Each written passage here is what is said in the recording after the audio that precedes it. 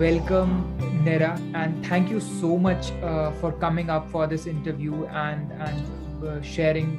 You'll be sharing with us your nonprofit's work and how is your nonprofit creating an impact in the society. We have been following Project DIVA's work and how are they bringing a change in the lives of their beneficiaries, and we really appreciate it, and that is why we wanted to connect with you for this particular day, which is Martin Luther King Jr. Day. So without any further ado, I would like to start with the very first question, and the very first question would be related to the root of the issue. Why is it important to talk about the rights of people of color? Well, so in Project DIVA International, we are a personal and professional development organization for Black girls in middle school and high school. And so as I thought about the question, me and my team, my leaders, we lean more on the preface that all humans born have the right to be, do, and have, right? We align more with all of us born at this time in history, right, should be able to share with each other what we feel individually is our right, and we should be able to share that collectively. So it's important because we're humans and we were born with the right to be able to share, right? A lot of times I feel like there's divisiveness amongst cultures for no reason at all, when we all want the same things, which is to be, do, and have what we envision in our own minds. As kids, as children, you know, we have this amazing imagination of what life is and what life can be. And each year, as we, age, it gets more vivid and vivid until adults begin to dim that light on them. And so it's about not dimming the light and giving each individual human being the opportunity to envision what they desire to be, do, and have in their lives, and then giving them the space in the room to thrive towards that. So that's why we feel it's important. Wow, that's a great point of view to see it. And with this, I'm even more intrigued about knowing that how Project DIVA is taking ahead this vision of yours, and how is it impacting the lives of everyone around you? We understand that in America, like, the school system is what it is. It's kind of written into our Constitution. And so instead of wanting to fight against it, we have decided to come alongside it and provide academies that align with the girls' personal and professional development in the ways that schools are not able to provide. So we have the personal and professional development academies, where our girls are learning self-love and self-care, as well as emotional fitness. And then they also receive a Business 369 Academy, where they're learning the discipline around their finances, right? Like, as adults, the number one thing they have to know once they graduate, the day they graduate, is how to sustain themselves financially. And so we're teaching how to manage and be disciplined around their personal finances, and then how to ensure that they are taking that into our investment academy and then making their money work for them, so that they're not trying to work towards a Social Security check, but they're actually actively working towards later on in life having the money that they need to then draw from if they choose to switch careers later in life, or if they choose to retire later on in life. But they're able to actually live comfortably up until they transition out of this life. And then we also have a Career Exploration Academy, which is where our girls are exposed to all kinds of career opportunities, not just the ones that they see on TV or that they may see that are like the normal ones, your doctors, your lawyers. It's more of like everything that they look at requires somebody to do something with, right? And most people get paid doing those things. And then lastly, we have our Travel Academy. So taking Black girls in America global so that they can really understand global living. And so with that, again, it goes back to like everybody should have the right to decide where they show up and how they show up in this world. And we were all born creative beings. And so to be able to take that creativity and do what they see fit with it is like, that's what we love to see and support in Project DIVA International. Wow, so many ways. I think this is something multi-dimensional, I'd call it, that you are addressing multiple aspects of the ways to elevate the people of color in the society. And here I would like to understand that why has the need for all this support is there. So basically, what are the challenges that people of color are still facing even in 2021 when there is a lot of awareness and a lot of people are vocal about their rights and people are educated about their rights, but still people are facing several challenges. So I would like to understand that what are the challenges and what would be the root of all these challenges that people of color are facing. Well, our kids, our girls are saying that it's an adult problem, that it's inappropriate behavior versus appropriate behavior. And in a time where like it's not just, it's within the culture and it's outside of the culture, right? Like we in our organization, it's not about wanting to be at tables, right? It's about having our table and ensuring that the actions that we're doing or supporting are appropriate, right? Like that, and that we're addressing when it's not appropriate behaviors, and then being able to share tables to have those discussions on the outside of our culture as well. And so I've been telling the adults, like I've been sharing this with a lot of my platforms. We're all on LinkedIn. That's the #1 spot for professionals, right? And we are congratulating each other on getting these amazing positions. We're uplifting each other in the work that we're doing, but are we holding each other accountable for the actual changes that are needing to happen in these positions? Or are we still allowing for those who are now moving into these positions, right? Because it's no longer our grandparents or our parents in these positions, it's us, it's our generation. And so are we holding each other accountable for the actual changes that need to happen for the young people coming up after us to actually be able to thrive? And so the root of it, from what we're seeing, is appropriate versus inappropriate behaviors. I think that sums it all up. The way you mentioned it, that it's the difference between appropriate and inappropriate behavior. I think it applies in every single issue that we face. Yeah, precisely. And that sums it all up. And the same is in the case what we are seeing here as well. And thank you so much for sharing that. I think that is something that our audiences will love to hear.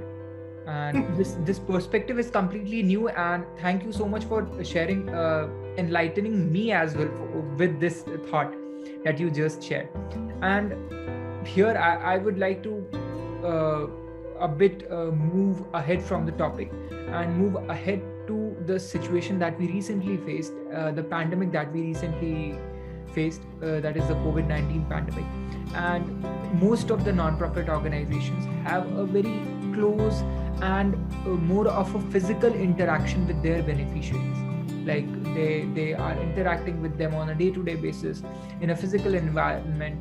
But with COVID-19 pandemic, we all got pushed into the virtual environment. So I would like to understand that how did Project DIVA manage all that? And what were the challenges faced by your nonprofit and you yourself during that time? And how did you overcome those? So we're still overcoming. We're still plowing through it. Everyone is, I think. Yes, it's so still uncertain. One of our biggest challenges, first of all, it was trying to figure out how do we love on our girls in a virtual space. And so when we went from in-person to virtual, it actually benefited us because we were able to still stick with the engagement of our girls. And so our girls were excited to come online. They were open to coming online, to still have a connection with us who are really genuine and authentic in the spaces that we're in. And so at this point, it has been the fundraising, just like with a lot of other nonprofits. It's ensuring that the services that we're rendering, our service providers are getting paid what they're worth to provide this heavy lifting, right? Because it's the emotional lifting, it's the mental lifting, it's the making sure that the girls understand finances, especially because of what we just went through, right? Like a lot of people lost their jobs. So now what do, right? We're never taught about additional streams or several streams of revenue. And so being able to take our girls again, and that's why the Business 369 Academy is so important, that and the Investment Academy, is because of what the girls just actually witnessed their parents and grandparents go through. And they don't want to end up like that. And so, and we have a whole new generation that has seen that they can work from everywhere, right? That they don't have to show up in offices. And so how do they create an income stream where they're actually showing up for some of their income, but then also having money, making money in their sleep, right?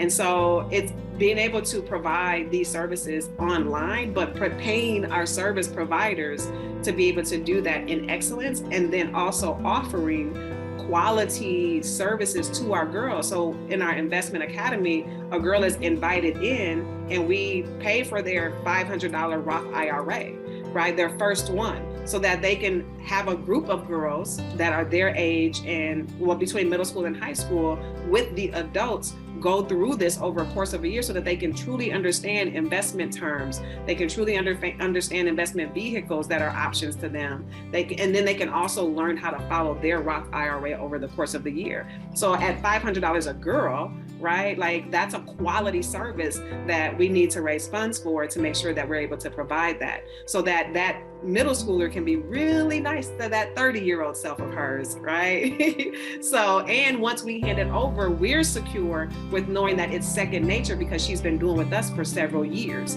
right? She's been investing in her own Roth IRA after we kick it off with them for that first investment. And now when we hand it off, they're going to continue that legacy for themselves. And so it's the fundraising, and that inappropriate and appropriate behavior. A lot of white America, or let me not even say white, wealthy America, or wealthy people all over the world, decide they made promises around changing the way they fund nonprofits and that they assist others in need. And then once it kind of like died down, they retracted on a lot of that. So we haven't seen the changes that they said that they were going to change, or the funding that they said that they were going to fund. And so it's really been a challenge having a great year when the money was fruitful, because everybody was pouring into because of the guilt that they had. But then now that that's kind of leveled out, it's like, where did everybody go? And so that has been our biggest challenge in regards to our transition into the virtual world.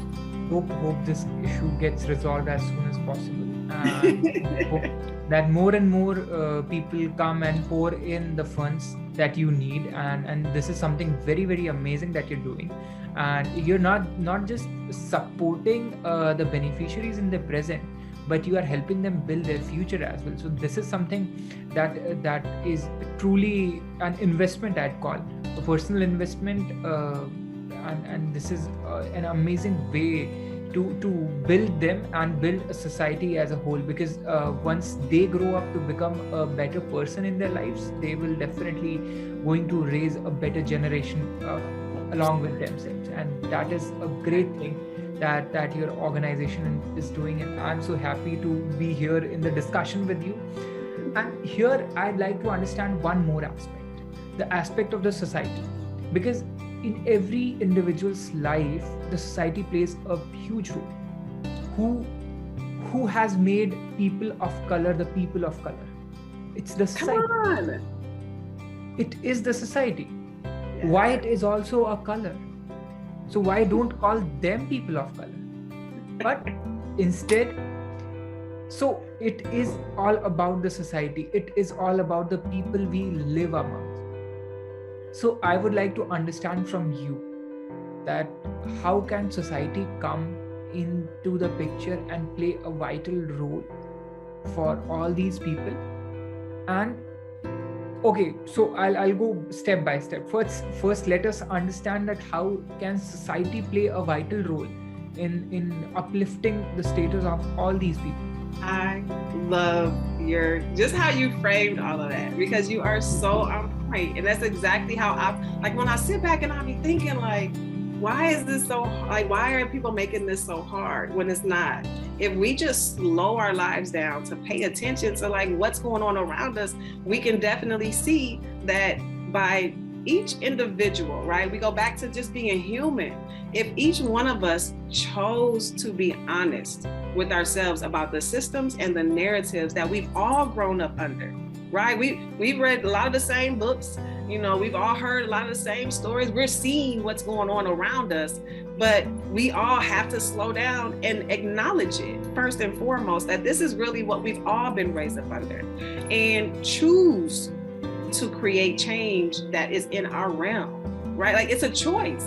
You can show up every day and still be on the BS, or you can show up every day and say, you know what, I see it. Now, what can I do with the people that I know and the people that I can reach to help make that change? Whether it's in the service, like as we're leading the service change on our end, or if it's in the funding world, or if it's in the tech world, or wherever your creativity leads you, right? What change do you feel will make us better?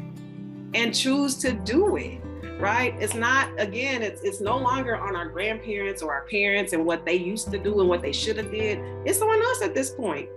And the kids are not stupid. Like, they know, they see the gig is up, like the cat's out the bag. Like, they know what's going on way more than we did, especially with technology. They have access to so much more information, and they're seeing it and they're using it, right? And so it's either we're going to choose to make changes personally, like choose to show up, decide to make the change and help them become a better group for the next generations, or they're going to do it on their own, right? And on their own might not be the way we want to see it, and it might not be as peaceful, right? So it would behoove us to choose to then make these appropriate behavioral changes within ourselves, and then decide to reach those that we can, and then reach back to make sure that they're good as we're moving to sitting down like our elders are. So that's the way our organization has been dealing with it and approaching it. And so that's what I got for you today. Wow, love it how wholesomely you've put everything, and like I can't even find words to tell that, but I think this was something very amazing, how you see the society and how you see the role of the society in this entire scenario that we are discussing. And a big part of a society also does understand what your non-profit organization is doing and what is the cause. And although they are not a part of a non-profit organization, but they are definitely up for contributing their time, money, efforts in whatever way to volunteer for the cause and for the non-profit. So now I would move a step ahead and talk about all those volunteers with the right intent in their heart to support this particular cause. So how can a volunteer, someone like me who supports the cause and who wants to come in and pitch in their time and effort or money for the cause, how can they come and support Project DIVA in their venture? Our biggest thing right now is systems, right? Like, we are running our nonprofit as a business and really wanting to understand, how do we systematize our organization as a nonprofit when it's a service organization? So we need assistance with just others giving us feedback on like our onboarding system, our offboarding system, the systems within the organization, how we're communicating with our girls, our parents, our members. We also need help with marketing. Like, how do we strategize a strong marketing campaign that would pull together our fundraising efforts, our membership recruitment, and ensuring that our girls get the resources that they need? So those would be the two top biggest things for us right now. As we systematize this so that we can actually go nationwide, that is like our dream for the foundation of our legacy. And then the marketing is just, sharing with the world then how we're doing it so that we can hopefully change, not hopefully, so that we can help change others in different spaces to share what we're doing so others can do it for their ethnicities. Wow. That's a great vision to have. And hope you achieve whatever you are wanting to. And Goodera is always there as a partner for you. And we will definitely help however and wherever we can. And you can definitely reach out to us whenever you feel like this is something that Goodera can help us with, and you can reach out to the point of contact. I think you're in touch with Harshita, right? Yeah. Yes. Or you can please feel free to reach out to me as well. The doors are always open. And here actually Goodera has been trying to move a bit further from volunteering, because our primary offering to the non-profit organizations is primarily to help them with their volunteering needs. Yeah. But recently we have been, like this campaign, we have been trying to understand more and more pain points of the non-profit organizations all around the globe and trying to cater to them. So this was one of the issues that non-profits have been facing, that they always want to share their voices and share their work across the community, especially the community that is willing to help them in terms of funds or maybe volunteers. So we have a good network of corporate clients as well, who are willing for volunteering as well as donating some amounts. So, and recently we have organized a webinar as well. Webinar on fundraising we had organized especially for our Ireland nonprofits, and so that was something that actually went well, and we got a lot of positive feedbacks, and from that we wanted to do more such topical webinars and sessions which would help nonprofits. So it would be great if you can tell us that what are a few topics that you would like more understanding on. Like it can be social media or marketing and branding, or maybe the financial and legal aspects of a non-profit organization. So there can be a lot of things that you might be seeking help for, and we might have the right experts to help on those topics. So would you be able to share a few topics